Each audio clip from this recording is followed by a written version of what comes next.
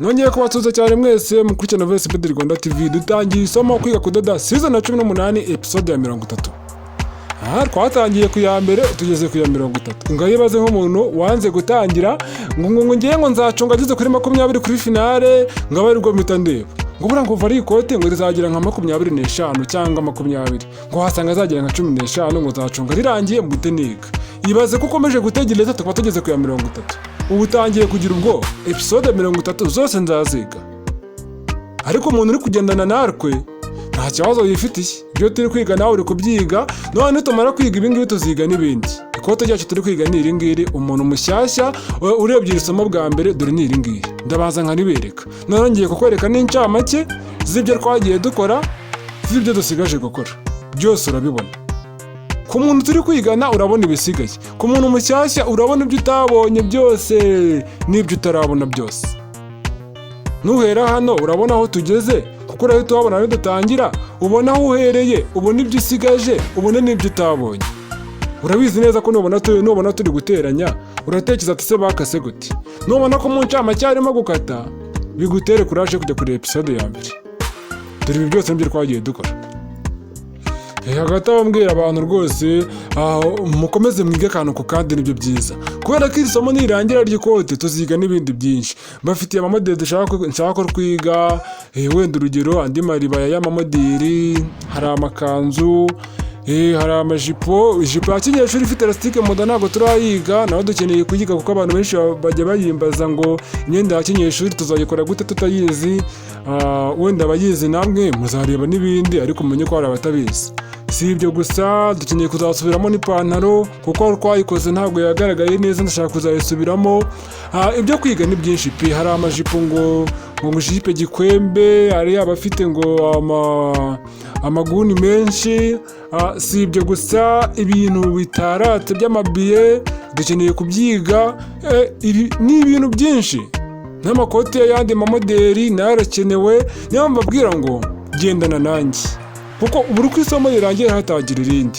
Ibaze nk'umuntu uzajya gutangira episode ya mbere hano. Episode sinzi nanjye ngo ni zingahe, cyakora nzabimenya ningera nko kuri 30.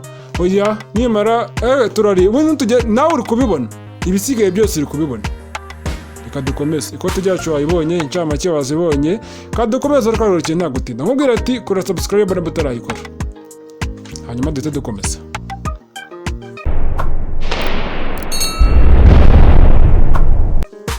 Bibonye ni gutyo ugomba kuyikora. Wowe utarayikora nizere ko wayikoze. Hano mansubije inyuma ho gatoya, no kuvuga ati twasojereje aho twaba turi guteranya umufuka wacu, dufunga hasi tumanutse 4.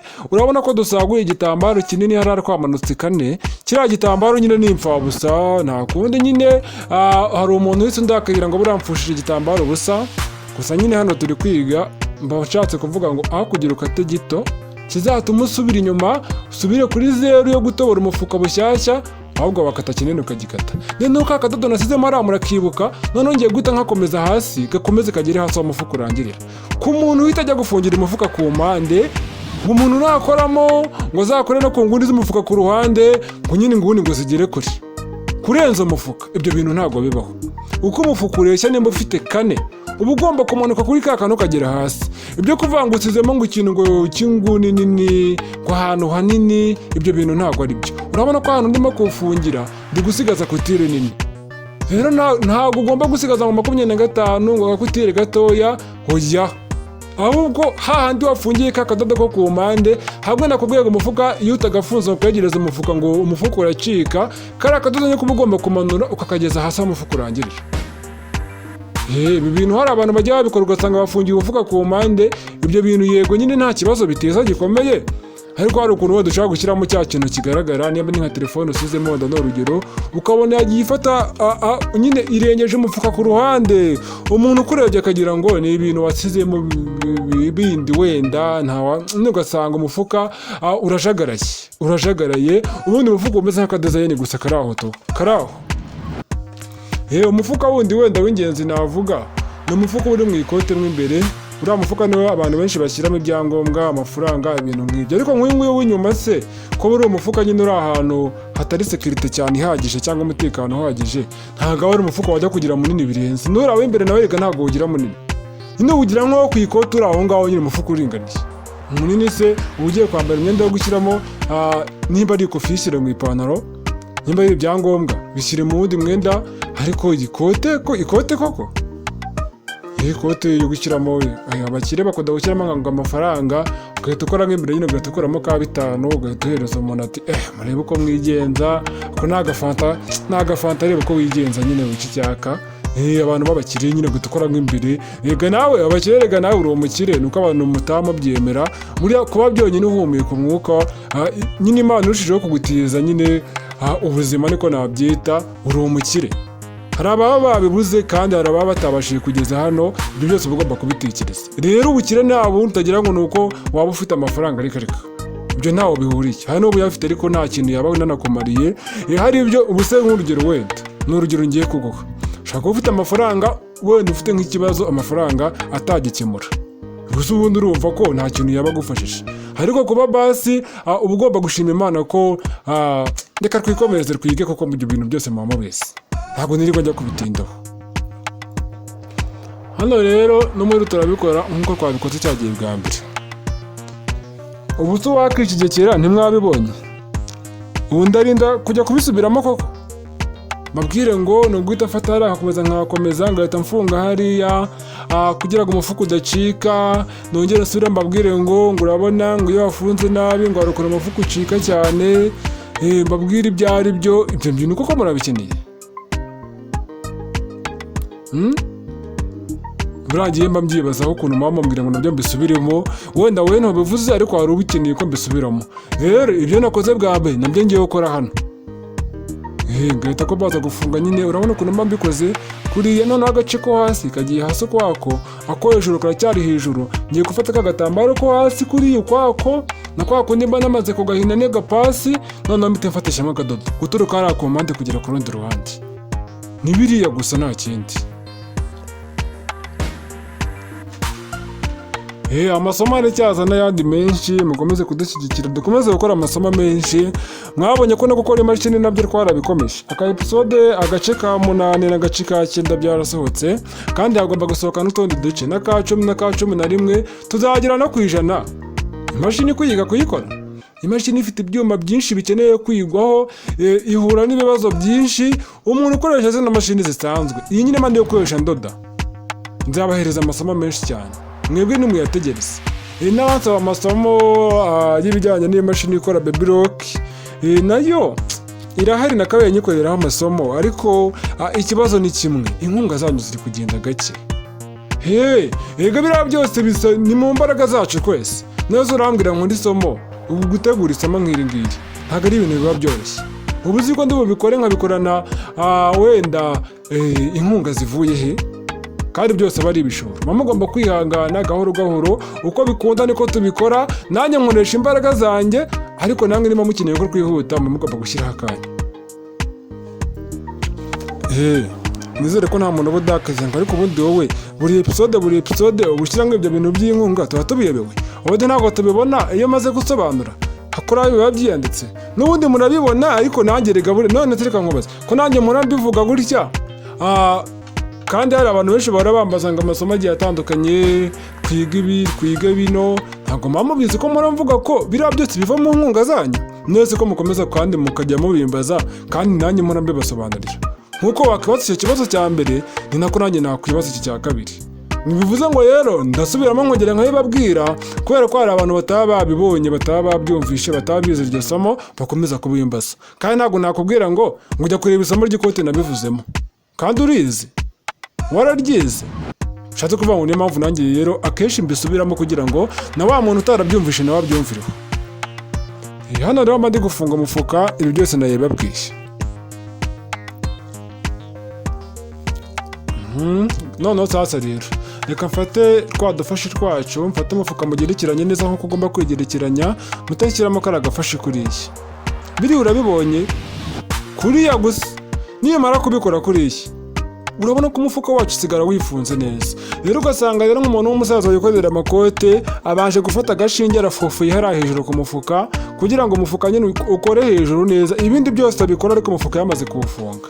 Hari igihe uzasanga bafufuye barakoresheje indodo, wamubaza ati nzazikuramo nyuma, nimara kubyuzuza nibwo nzazikuramo, ntiziba zifashishije uriya mufuka kugira ngo ufate hariya, cyangwa se akanakorera ntagusobanura akavuga ngo icyambere ni uko ubonye ko nazisizemo nkubwiye ati niziba zimfashije umufuka, ibindi usurirwa bimbaza kubera iki?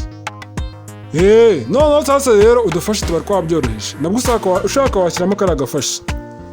Hako hari igihe ubona ntabyo ufite ugukoresha wenda nk'inshinge zisanzwe, ariko nazo nyine ziriya shinge zirabikora, gusa icyo nzangira nuko ziba zifite umubyimba munini ushobora gutobora itese igaragaza ubutobore bwayo, mu gihe wayitoboye bigakomeza byifunguye ntibyifunge hariya. Rero ugasanga mu gihe ukuyemo rwa rushinge ugatera agapasi, n'ubundi hari akantu k'akabazo kagaragaza yuko ugize kuhatobora. Ariko aka gafashi kacu kano aka gashinge uri kureba kaba gafite umubyimba muto cyane ku buryo utateza ibyo bibazo. Niyo mpamvu rero baducuruza tuno dushinge kugira ngo abantu batugure, nibamara kutugura badukoreshe. Ntawe kaba gahuriye n'urushinge rusanzwe reka kaba gafite umubyimba muto cyane, reka n'inshinge nazo ziba zihari zifite umubyimba muto, ariko uba usanga ari na ngufi cyane ku buryo nta kintu zakumarira. Umufuka wacu ufite kangahe? Mbisubiremo koko kapfe ko bivuga nta kundi nyine, gusa nyine bitwa twarabyize cyane bihagije ku buryo urwego tugezeho nakabaye mitana na bitaruka ahubwo, ariko nyine kubera ko ari akantu ku kandi hari ibyo nyine twamenyereye kandi ibyo tugomba gukomeza kwiga, nibyo byizeye bafasha, ntabwo najya gutaruka. Yaba ndi umuntu rwose udashaka kwigora, bamuvuze ati gutera imifuka ntabwo tuzabikora, twarabyize mu kajire. Si ibyo gusa, komeka ntabwo tuzabikora, twarabikoze mu kajiri, ndababwira ibyo muzomeka n'ibyo mutazomeka. Ngakomeza nkababwira uti ibyo twakoze gutera ibipeso ntabwo tuzabikora, mu kajiri twarabikoze, uzabikoye nka kuriya. Gutera ipasi dusanze kutire ntabwo tuzabikora, ndabereka byarangiye, twikomereze kugira ngo ducunguze uburyo umwete, tureke gutinda, n'ubundi muzabikora. Ariko nyamara ibyo bintu ntabwo byabafasha, kubera ko hari ibintu by'ingenzi twataruka ugasanga nta n'ubwo uhise ubitekereza ko tubitarutse. Akantu ku kandi gutya ku buryo nta kintu na kimwe ntaruka, nibyo bibafasha nubwo bitinda, biratinda ariko bikabafasha kurusha bya bindi byo gutaruka. Erega niyo mpamvu nyine usanga amasomo yanjye akenshi nyine murayakunda, ariko abantu bayibandaho cyane baba ari abantu baringaniye bakeya, babandi barushaho kwihanganira buri kimwe cyose, kuko abenshi bakunda ibyihuta ayo kuki mukunda kwiyorohereza ibintu byihuta ko biba birimo, hari igihe usanga birimo utuntu tw'udutego twinshi, gute mukunda ibyihuta mwagiye mugenda gake. Ibi byose nabikoze ntabwo nirirwa mbisubiramo se. Gufunga umufuka ku mpande sinabivuze, kuri urudodo rugomba kumanukira hariya namanukirije nafungiye ka kantu ko ku mpande gatuma umufuka ucika, urudodo rukamanuka rukagera hasi. Si ibi ngibi bano banjye, ubu ngubu dusoje gukora umufuka, tubisoje imifuka 2. Rero muzi imifuka 2 gusa yo kubwiza, wowe ukeneye n'imifuka y'imbere uzayikorere birakunda. N'umuntu iyo ngishaka nari gukora umwe, nuko nta mufuka umwe ku ikote kubwiza, nibura imifuka 2 kugira ngo hirya no hino hose bijyanishanye.